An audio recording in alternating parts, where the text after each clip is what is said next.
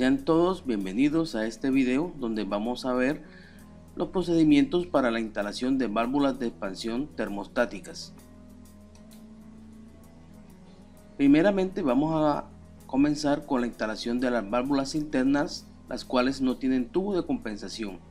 Como ven aquí, esta es una instalación clásica donde la válvula solenoide está lo más cerca del cuerpo de la válvula de expansión, tal cual como estamos observando aquí, y la válvula debe estar conectada en la parte superior en lo más cerca posible a la entrada del evaporador, como estamos viendo en este caso.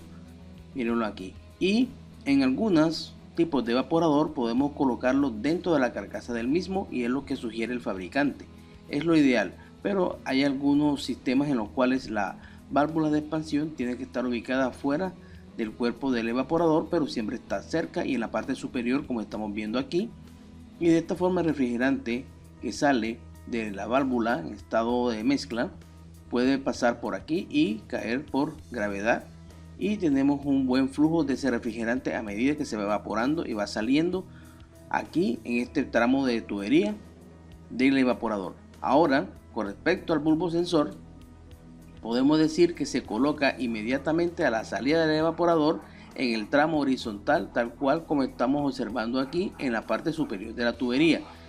El tubo o bulbo sensor no se puede ubicar en la parte inferior, como estamos viendo aquí ahora mismo, ni tampoco podemos colocarlo en tramos de tubería vertical, como estamos viendo aquí, ni se puede colocar después de la trampa de aceite o el sifón que debe tener el evaporador, tal cual como estamos viendo aquí, a pesar que estamos en un tramo horizontal, pero estamos después de la trampa de aceite, como se observa.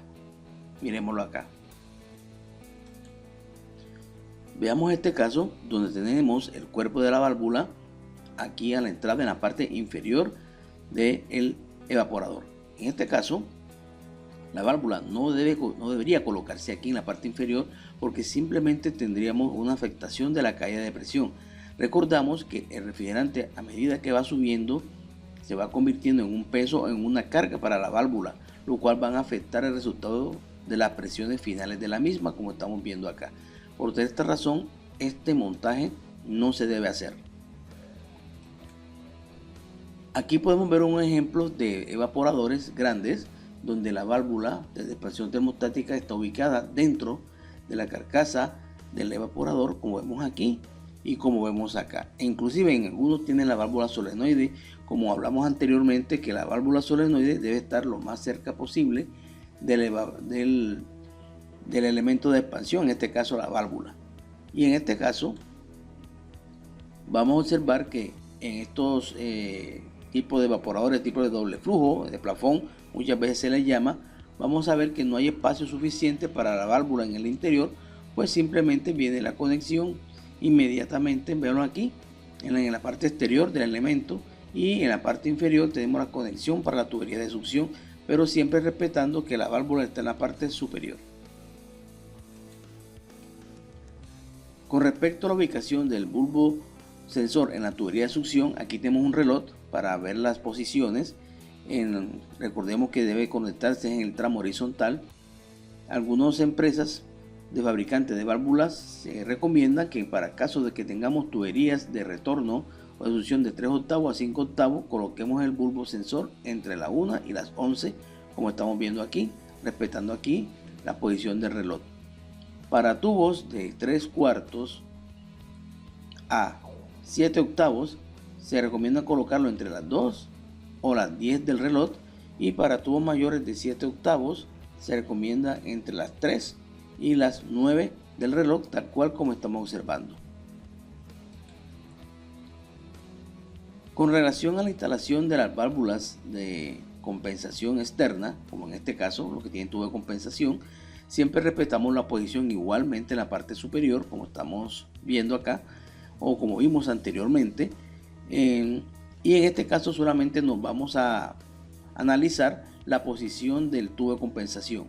Miremoslo aquí. El tubo de compensación se coloca inmediatamente después del bulbo sensor a una distancia menor de 10 centímetros del mismo, como estamos observando aquí. Mírenlo acá. También se conecta o se coloca en este caso, y vamos hacia puerto donde está ese famoso tubo de compensación, como estamos viendo acá. Véanlo aquí. Y por otro lado, como última recomendación, en el caso personal les recomiendo que tomemos un tubo, un material aislante térmico para que podamos aislar al bulbo sensor, como estamos observando aquí. Esto va a impedir que corrientes de aire caliente o situaciones de alta temperatura puedan afectar la medición del bulbo sensor y puedan afectar la operación de nuestra válvula. Entonces, por lo general les recomiendo que hagan esta operación de colocarle un aislamiento al bulbo sensor, ya sea que trabaje con válvulas compensadas internas o válvula compensada externamente, tal cual como observamos acá. A continuación vamos a entrar en detalle sobre la instalación de válvulas externas que trabajan con distribuidores. Recuerden que cuando tenemos el elemento distribuidor debemos usar válvulas de compensación externa, tal cual como la que estamos observando aquí. No se utilizan válvulas de compensación internas con distribuidores. Aquí tenemos un ejemplo donde tenemos distribuidores, aquí por ejemplo, aquí, y se hace la observación que los ramales, en este caso los ramales de los distribuidores, deben ser del mismo diámetro y longitud. Estos vienen ya disponibles para ser soldados a la válvula de expansión, y vamos a ver cómo sería la forma de conectarlo o hacer el empalme con la válvula de compensación externa. La primer montaje que tenemos aquí lo vemos a continuación, donde la válvula la giramos a unos 90 grados y la salida tiene una posición vertical hacia abajo, como estamos observando aquí. Y vean cómo está la posición del distribuidor, y aquí tenemos los ramales. Con esta posición que tenemos nosotros aquí, estamos asegurando la homogenización del refrigerante que llega a los ramales. Recuerden que cuando sale el refrigerante de la válvula de expansión termostática tenemos un cierto porcentaje de vapor refrigerante, y ya con esta posición o con este montaje que tenemos aquí, estamos asegurando que todos los ramales ingresen el porcentaje o la concentración adecuada de refrigerante, siendo líquido y de forma de vapor, pero en porciones o porcentajes prácticamente iguales para cada uno de estos ramales. Entonces, eso es lo que se quiere realizar con este montaje. Ahora vamos a ver un segundo montaje. En caso que no pueda colocar la válvula en una posición a 90 grados, entonces se puede colocar en posición normal, pero hay que adicionar este tubo, y vean la posición del tubo como viene. Este tubo no puede tener codos, y la longitud o longitud de este tubo tiene que ser mayor de 7 veces el diámetro del tubo que he conectado al distribuidor, como estamos observando acá. Entonces hay que hacer mucho caso de las recomendaciones que dice el fabricante con respecto a la construcción o colocación de este tubo o curva que estamos viendo aquí, pero también se acepta teniendo en cuenta estas condiciones que tenemos nosotros aquí presentes. Ahora tenemos otra posición aquí, vean acá. Esta posición o colocación no se acepta.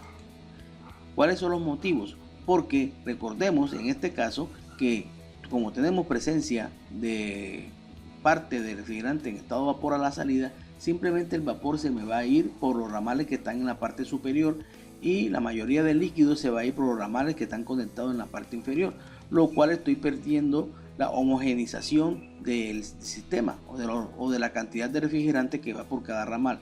Por tanto, voy a tener ramales que van a conducir mayoría de flat gas y nosotros mayoría de líquido. Por tanto, no se me va a comportar el evaporador como debería ser, y voy a tener un poco de pérdida de eficiencia.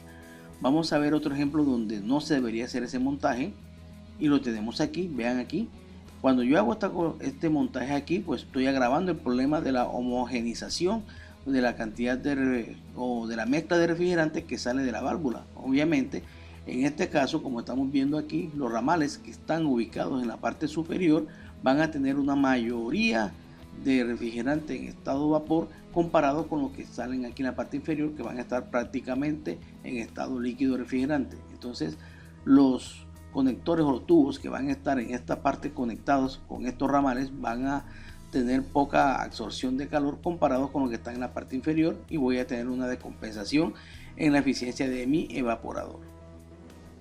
Por esa razón no deberíamos hacer este tipo de montaje. Bien, muchas gracias por la atención a este video y nos vemos en otro.